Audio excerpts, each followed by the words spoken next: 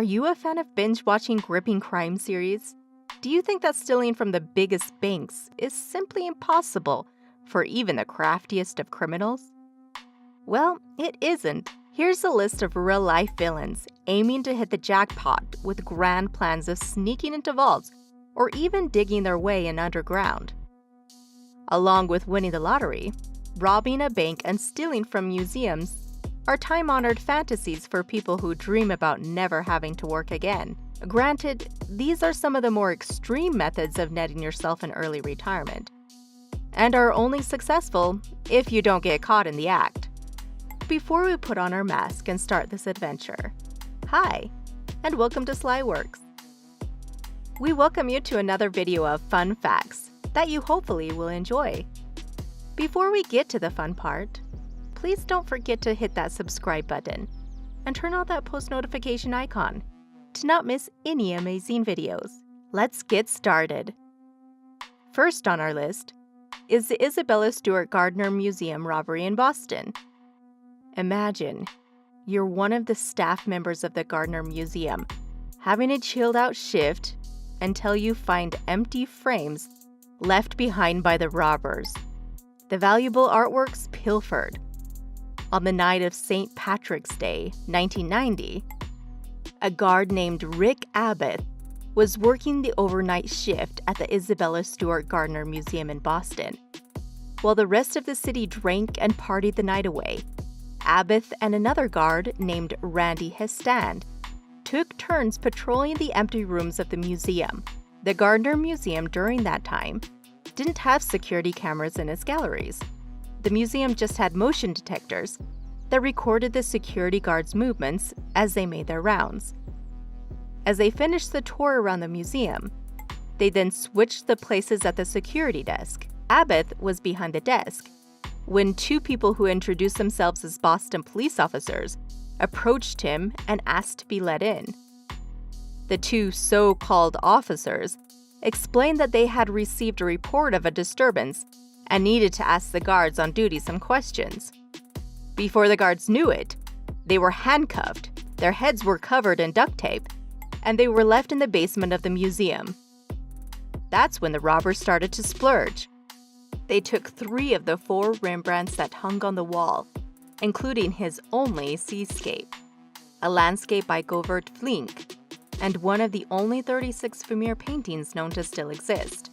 One of the 3 thieves also had his eye on the Shang Dynasty Gu, or vase, while the other one moved on to the next room and swiped from the walls 5 sketches and watercolors by Edgar Degas. All in all, they grabbed 13 precious pieces from the museum that were collectively valued at $500 million. Even decades later, this heist remains unsolved. Wait until you hear of the last one we have on this list, the Tucker Cross theft. In 1955, Teddy Tucker discovered what was considered one of the most valuable finds from the 1594 shipwreck, the San Pedro, a Spanish galleon. It was a 7-emerald-studded 22-karat gold cross. That's some serious bling. On each of the arms and at the base of the cross were rings, which hung tiny gold nails, representing the nails of the crucifixion. Tucker was a professional treasure hunter and was diving off the coast of Bermuda when he uncovered the cross in shallow waters. He was astonished when he saw the cross resting face down in the sand. The cross was sent to the British Museum. The valuation placed its worth in the region of $200,000. The acclaim afforded to him by his discoveries allowed Teddy and the cross to take center stage for the opening of the new Bermuda Maritime Museum, the opening of which was to be honored by the attendance of Queen Elizabeth II. But a piece of bitter news was just coming into dock when the Queen, alongside Prince Philip, arrived in Bermuda on February 16, 1975. The event was overshadowed by what is perhaps one of the least known yet most significant heists of the last 50 years. Tucker's cross had been stolen. It wasn't noticed the cross was missing right away, or that it actually had been stolen at all. To this date, it remains a mystery when exactly the treasure was stolen, or who took Tucker's cross. Who will find the cross this time? Where does this precious relic wait to be discovered and returned for all to enjoy? Will it ever be found again? Check your granddad's attics, everyone. You never know who the culprit might be. This next heist plays out like a plot of a movie. The only difference is, it's real. The Banco Central robbery in Fortaleza, Brazil. This heist ran over for 3 months, during which the thieves started digging and paving a tunnel on the way to the bank's vault where money was kept. The thieves rented a place a few blocks away from the bank, posing the building as a shop selling artificial grass. Not the best cover. I mean, who likes AstroTurf? From there, they started tunneling all the way to the bank. On August 6, 2005, the burglars finally tunneled into the bank and withdrew 5 containers of 50 real notes.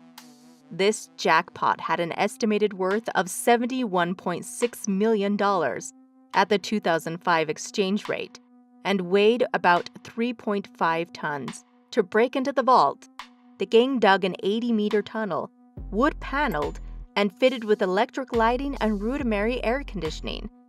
Their final engineering feat had been to drill through a meter of steel-reinforced concrete. The only solid information the police had was a copy of the identity document that had been used to rent the building. The name of the leaseholder was Paulo Sergio de Souza, and on his identification card, there was a photograph of him, bizarrely wearing a hat.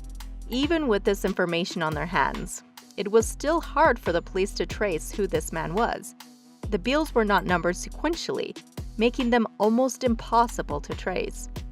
But in November 2009, 13 suspects had been arrested, and about 11% of the stolen money recovered. The search of the culprits is still going on to this day, but who knows where and when, and even if, they'll be caught. The D.B. Cooper hijacking. This one isn't your typical robbery. It's more like taking an entire airline crew hostage. Yes, they were flying in the air when it happened.